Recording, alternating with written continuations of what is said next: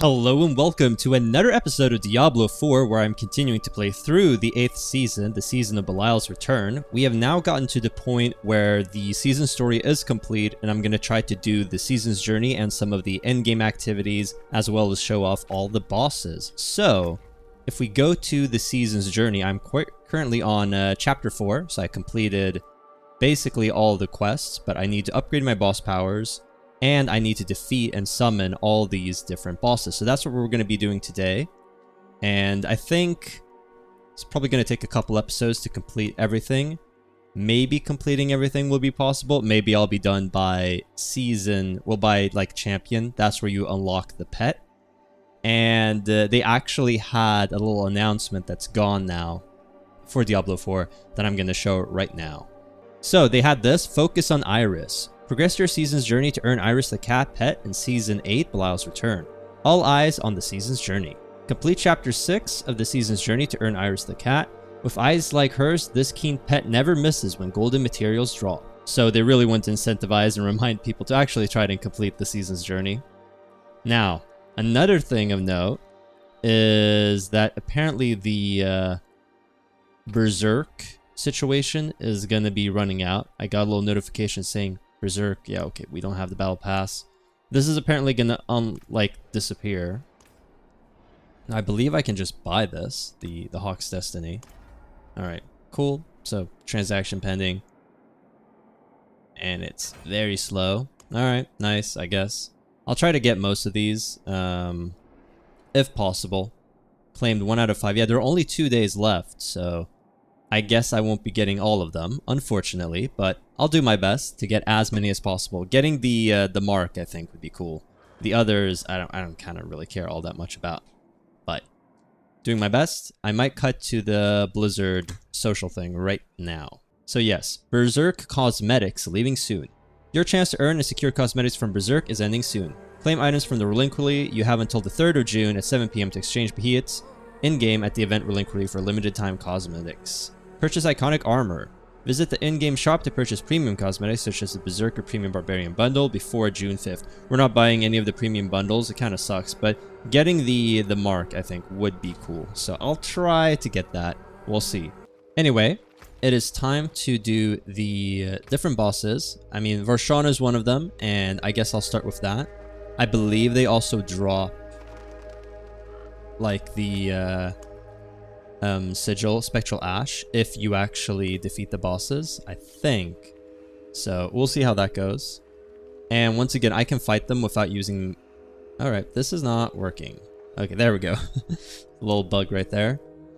I'm trying them on World Tier 2. If I get absolutely smacked, then I'll switch to World Tier 1 just to complete them. But, you know, I was not able to do it for Belial. I've actually fought Urivar just to see how it went on World Tier 1 and I crushed him, so trying it out on World Tier 2 just now to see if it goes well. And I will be showing off every single boss that I can.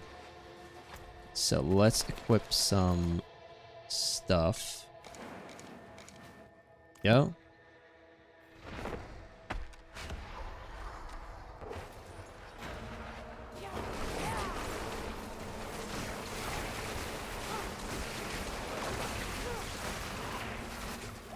Ooh, he has so much HP though. And we're not doing a lot of damage. It's what I hear. This is not optimistic at all. Yeah, okay. We will be playing on Torment 1, I guess. Just completing all the bosses. And I'll have to get, you know, better equipment to get to Torment Tier 2. Maybe switching to another class might be in the works. I think that could be fun. And that way, you know, I get to experience everything. Getting to level 300, I've never done that, and the odds of me doing so this season aren't super high, but if I have to level up the glyphs for example, a rogue or a druid, then that might be in the works. Oh, I was in Torment Tier 3. Okay. Let's try it again then, Torment Tier 2. Now, I believe also what you can do is you can double click.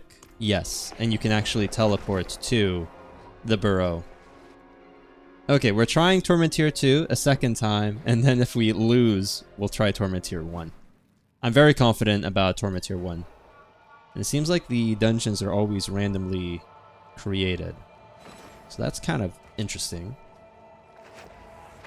So I believe that the jumps from Torment Tier to Torment Tier is very high now, more so than it's ever been before. Getting to 4 is apparently actually a pretty sizable challenge. Alright. Oh, this is way better. I'm actually doing damage on him now. Still pretty vulnerable, though. We have to kill these. Alright. We actually got it. Alright, there we go. It was not easy, but not all too difficult either. So yeah, you need to use the Malignant Hearts to get the chest. We got some nice equipment, and we did actually get some Spectral Ash, about 100. How much do I need to get the next boss powers? I need to upgrade this one to level 18, and that's not enough. So I'm going to have to do a few Apparition Incursions to get the requisite boss powers. Can we? No, okay. So I'll make a cut to the next boss attempt, see how that goes.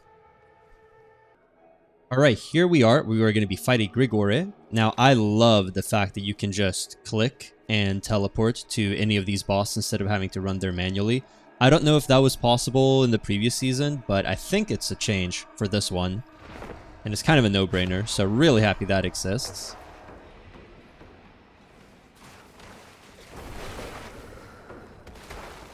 Alright, here we go.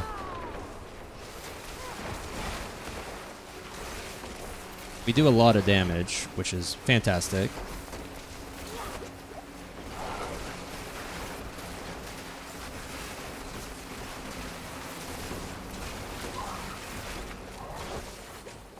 Not much gets past. There we go, fantastic. Grigora is gone. Now, these bosses, I believe, are relatively unchanged. I've heard that some of them have cycles where they're unkillable. We're getting a bunch of Veiler's Oath as well, so very, very good. So that's Grigore. Now, let's see. The Darkened Way, we'll do Lurid Seer next. We can actually click it, and then we can teleport there. That is amazing. I really like that. Saves a lot of time.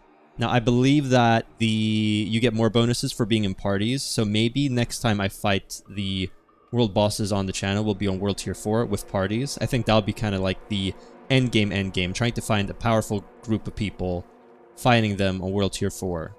That seems like a reasonable endgame goal, essentially. Not sure if I'll be doing it with the Sorceress. The Lightning Spear Sorceress is one of the strongest builds, but it would maybe be fun to check out the Trapped Rogue, I think is supposed to be really good. So, I haven't played a Rogue in a really long time. And I've never leveled an alt, like, properly in a season. So, if we're going to try to get up to level, like, 250, 280, I feel like I need to play with an alt.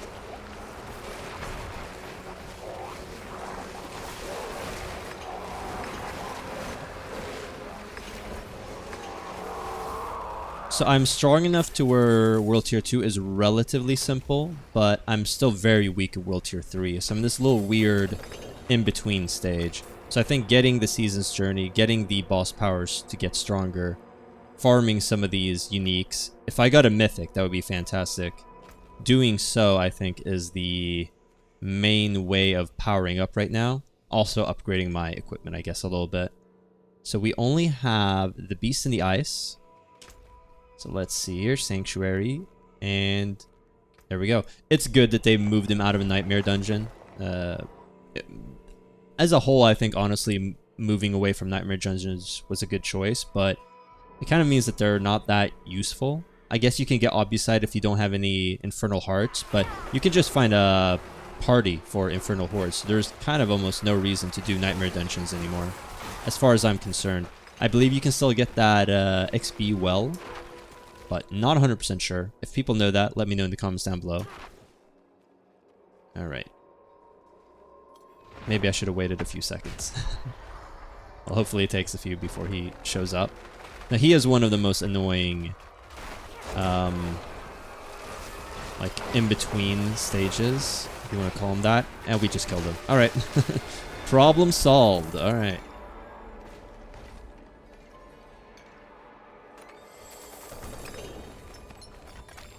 Very good. Now, I don't think I have enough favor yet. We have this done. Oh, yeah, I can't claim that yet. Wait, can you claim these? I'm kind of confused. Yeah, I can claim the rewards here. Oh, you don't have to complete all of them.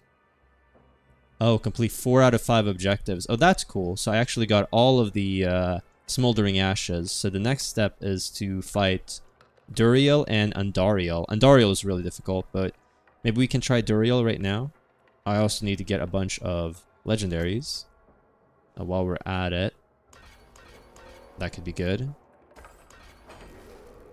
Boost the chance of Belial Lord of Laos appearing after opening a boss layer's horde. We definitely want that. How much can we get? 60%. That's pretty good. That means like almost every single time.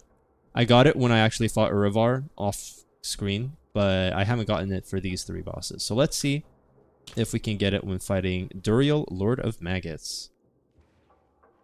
Now maybe it would be better to power up a little bit. I do not have enough Shards of Agony, so I'm going to have to fight some more bosses, do some more stuff off camera, but I will return fighting Duriel, Lord of Maggots.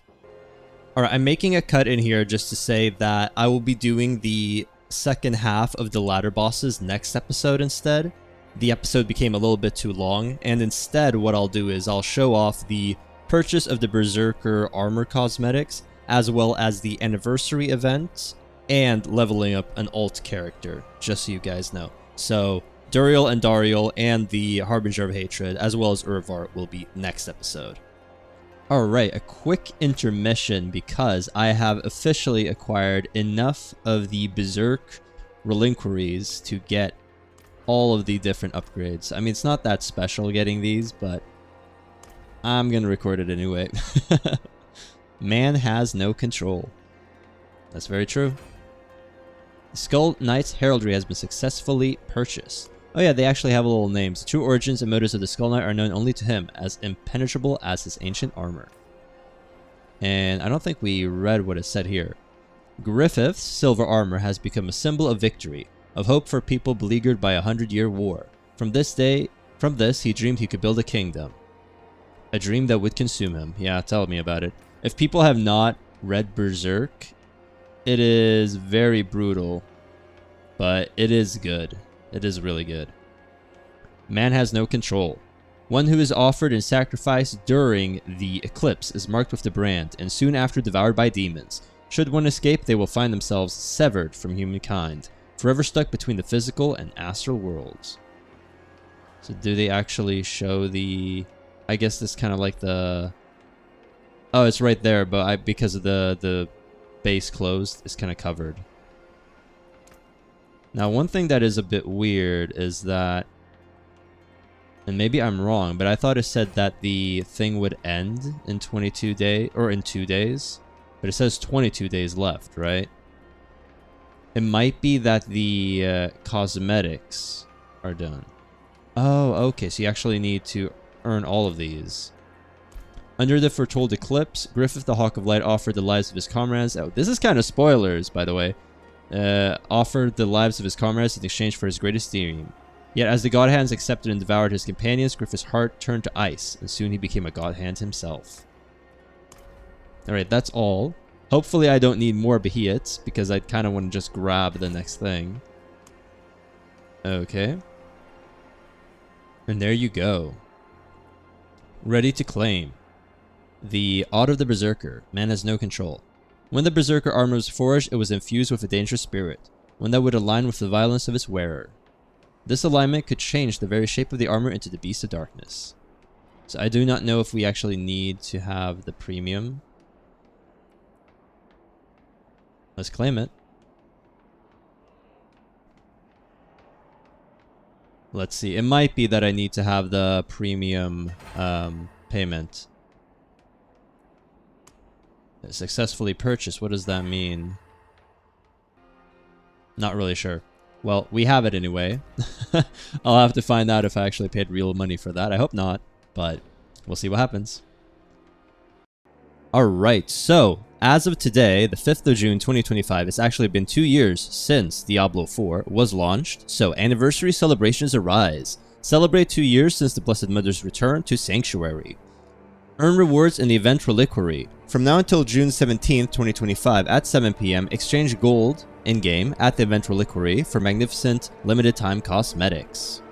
And then we have another Mother's Blessing, so experience a 35% in gold multiplicative increase rate. And then Blessings Aplenty, earn gift of the tree caches. While Mother's Blessing is active, you'll also receive a bonus gift of the tree cache, a collection of chaos upon returning completed Grim Favors. So, kind of lackluster, no actual event, just a Mother's Blessing and the gift of the tree caches, which is disappointing, but, you know, it's Blizzard. It's kind of what you expect. I guess the experience bonus is nice. Yay. Now, one of the things a lot of people do when they start getting up to the end game and it's just kind of grinding is they create alts. And I see a lot of people who want to, you know, get carried into getting to level 60. They don't want to do the level 1 to 60. The fastest way to do so is to complete the Vessel of Hatred, which takes about, what, 3 to 4 hours and isn't all that fun. However, once again, I believe that you can just use the different Tree of Whispers stuff and you will get experience just like that. So, once again, if you want to just like farm 3 or 4 Trees of Whispers, like I've just used 2 and I'm already level 25. Now, of course, getting to level 30 is still going to take a little bit of a while. Yeah, let's skip that. And then we can upgrade the potion. We can craft a basic elixir to get even more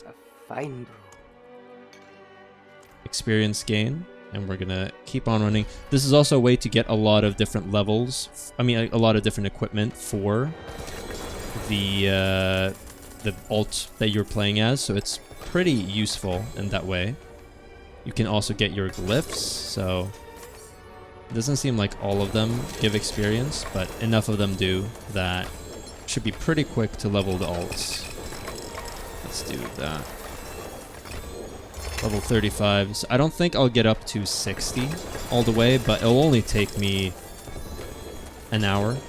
Less probably. And I have to do a bunch of like quests anyway, so